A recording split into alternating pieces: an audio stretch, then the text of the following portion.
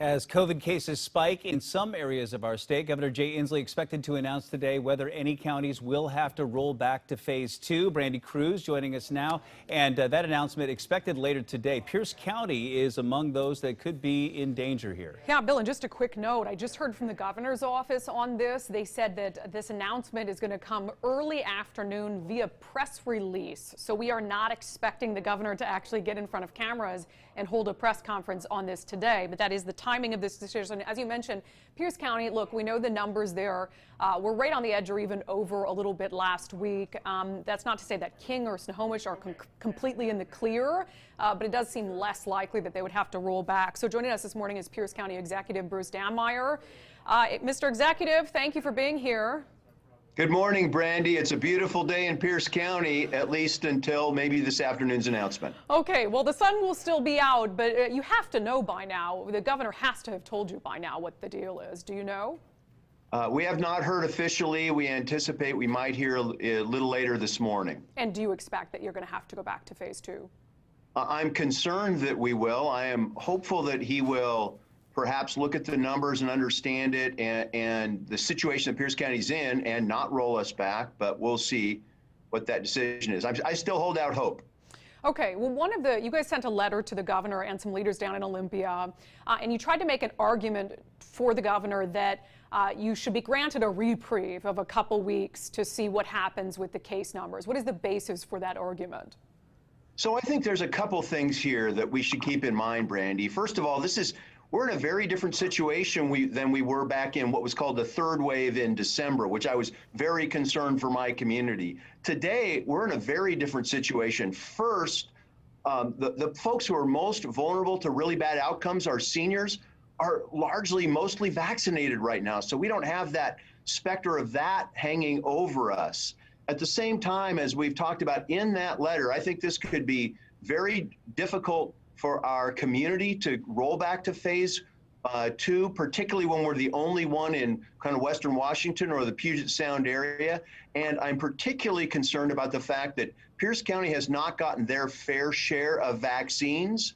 The percent of Pierce County residents who are vaccinated, we are 5% behind the state average and more than 8% behind King County. And we've been ringing that alarm bell for a little bit, trying to get more vaccines into our community. And finally, the hospitalization data that they use down at the state doesn't seem to, we're concerned there are some data issues with it, particularly as I talk to our hospital leaders. They think their situations are stable. They're not at all concerned about their ability to deliver the appropriate care to our community, and particularly those that might be impacted by COVID. Yeah, we're looking at a video here of businesses down in your fair county that I know are pretty worried today, along with you. What impact would it have on some of these businesses to have to roll back?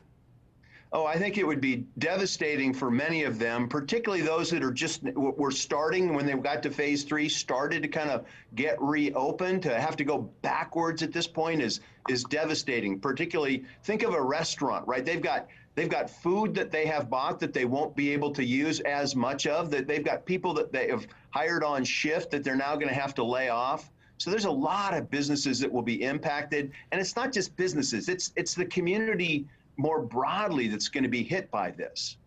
Okay, I want to ask you, you wrote the letter to the governor. Not the first time elected leaders during the pandemic have wrote the governor a letter asking him to, change the course of his ways. But I wonder if the governor is feeling a little generous today. Last week on Thursday, I talked to the governor's office, and they said there would be no exceptions. The governor had no discretion in this. I'll just play for viewers what he said on Thursday. It'll just be looking at the numbers, and we've already announced the metrics. I just want to reiterate that. This is not sort of a discretionary call by the governor here.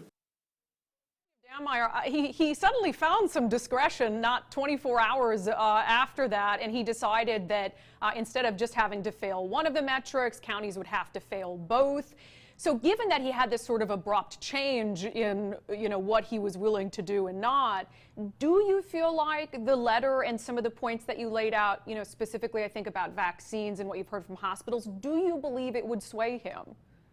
I think it should, right? What we're talking about here, again, we're still all kind of find our way through this COVID and getting through this final phase of it. So I think it's just, I hope he would believe that to take the second largest county in Washington state, the second most populous, and roll it back alone in terms of the Puget Sound counties when the case rates are climbing moderately and it looks like our hospitalizations, according to my healthcare leaders, are stable. I think that would be unfair and not what we want in terms of fighting and winning with COVID. Right now, my number one job is getting everybody who wants a vaccine in Pierce County as vaccinated as quickly as possible. That should be our focus right now. Let's get vaccines out, and particularly in Pierce County, let's get us caught up. Let's make sure that we don't have the second most populous county in Washington state,